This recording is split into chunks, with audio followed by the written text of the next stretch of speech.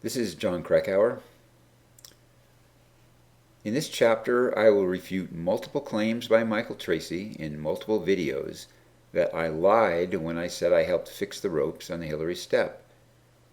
18 minutes into the video Tracy posted on May 13, 2024, he falsely asserts, quote, Bukriev had fixed the rope up the Hillary step, and no ropes were fixed between the south summit and the Hillary step.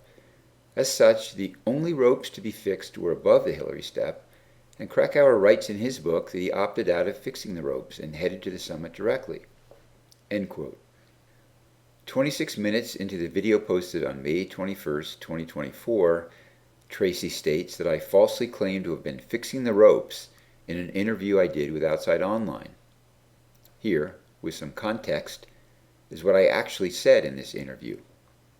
Quote, we all got to the south summit, quite a large number of us, and we sat there for an hour waiting for this hypoxic rumor that the Sherpa were going to fix the final section of the summit ridge and the south summit to the summit, which didn't have any fixed rope, or not much.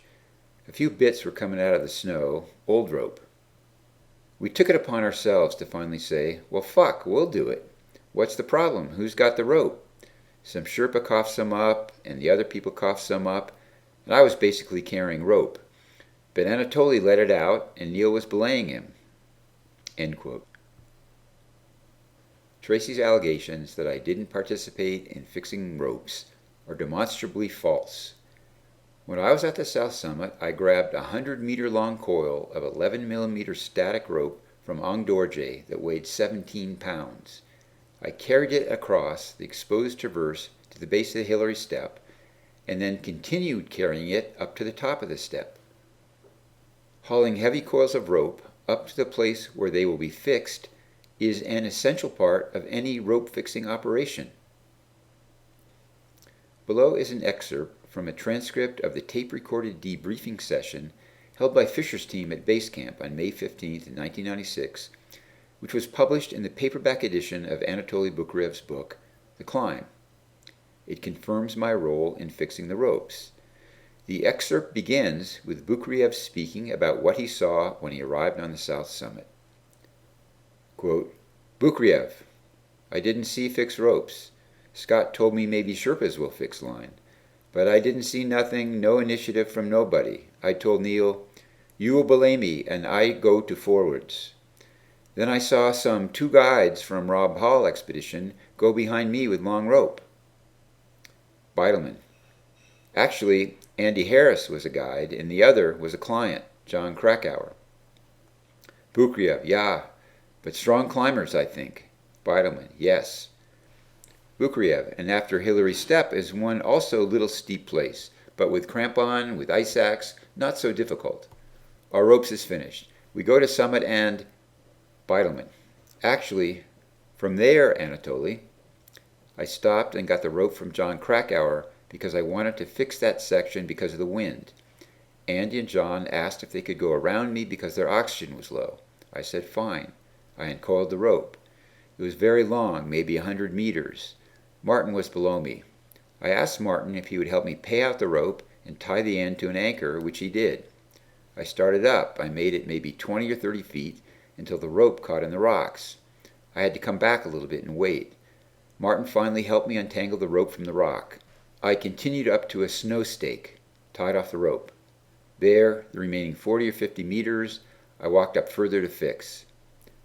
I didn't find another anchor. We didn't have anchors with us because we thought that the Sherpas would. I got to the end of the rope and I didn't want to leave my ice axe because it was still steep and I wanted to be able to self-arrest. I threw the end of the rope off the remaining 40 meters into Tibet so no one would grab the rope and think it was fixed.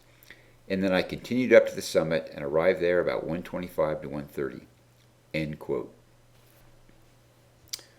12 minutes into the video posted on September 4th, 2024, titled South Summit on the Ascent, he makes more false statements about what happened after I gave my coil of rope to Beidelman. After pointing out that Bukriev was climbing without oxygen and Beidelman wasn't waiting on the Sherpas to bring up his 3rd bottle because he already had received a 3rd bottle, Tracy says, quote, Thus, Bukriev and Beidelman could have headed out at any time to go fix the ropes. So why didn't they do this until noon? Simple, because they are not stupid. None of their clients had oxygen to continue the climb. Had they fixed the rope, there were only 2 people who were willing to run out of oxygen above the Hillary step and thus climb up it, Harris and Krakauer.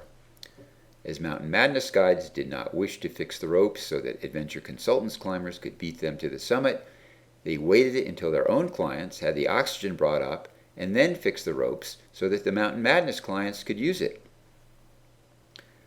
Once at the top of the Hillary step, Krakauer and Harris tried to pass the rope fixing team and tag the summit first. Bukriev knows what's going on and he beats them to the summit by 5 minutes. Now, nowhere did John Krakauer write, "Oh yes, I wanted to get to the summit first so I could puff up Adventure Consultants in my paid promotional piece." Nor did Bukriev ever say, "Oh yes, I was in a pissing contest with Krakauer to get to the summit first, and guess what? I won." End quote. The allegations by Tracy above are nonsense. He either misunderstands or is misrepresenting the nature of the rivalry between Hall's team and Fisher's team. The competition was real, without question, but it was all about getting more of one's own clients to the summit than the other guy did, because this was an important statistic for promoting their respective guiding services.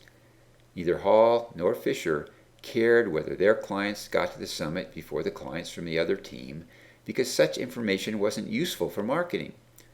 The advertisement you see now, which appeared in various publications in 1995, confirms this.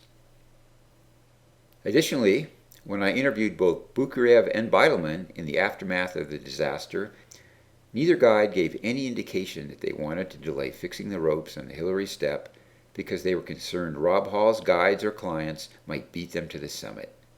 To the contrary, they said it was extremely important for ropes on the Hillary step and everywhere else to be fixed in advance to minimize inevitable delays. When they saw no ropes had been fixed, they were surprised and dismayed, as Beidelman explained to me, quote, "I looked at Anatoly and said, 'We have to do this or it ain't going to happen. These guys are not doing it.'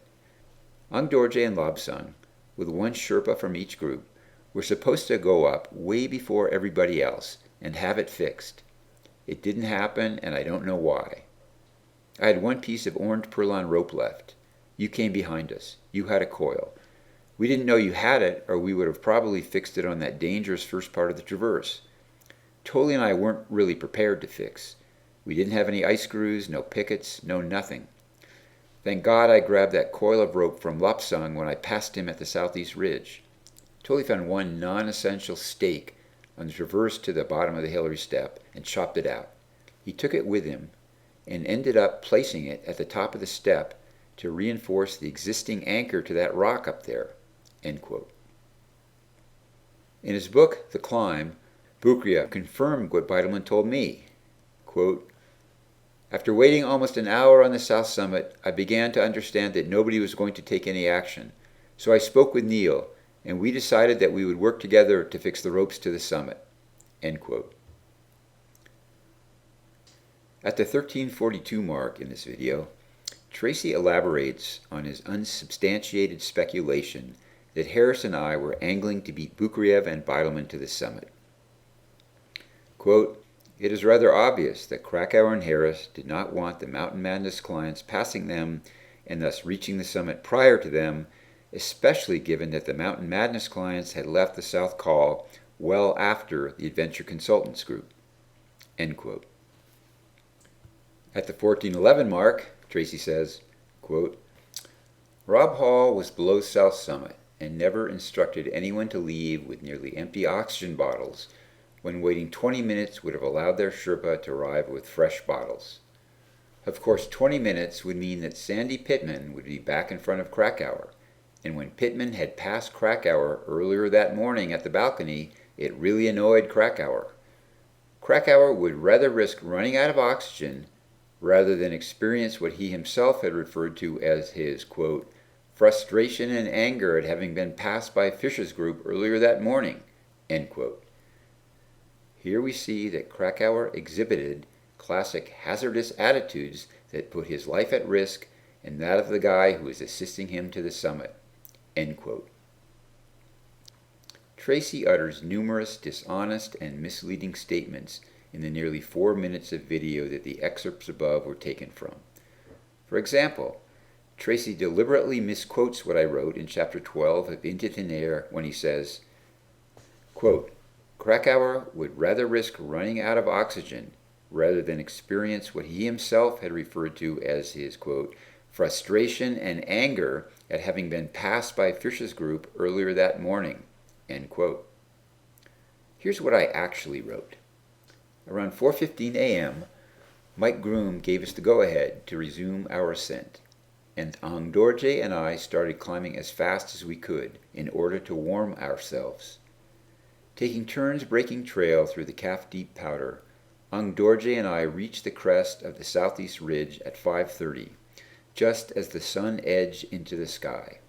My altimeter read 27,600 feet. Hall had made it very clear that I was to climb no higher until the whole group had gathered at this balcony-like roost, so I sat down on my pack to wait. When Rob and Beck finally arrived at the back of the herd, I'd been sitting for more than 90 minutes. As I waited, both Fisher's group and the Taiwanese team caught and passed me.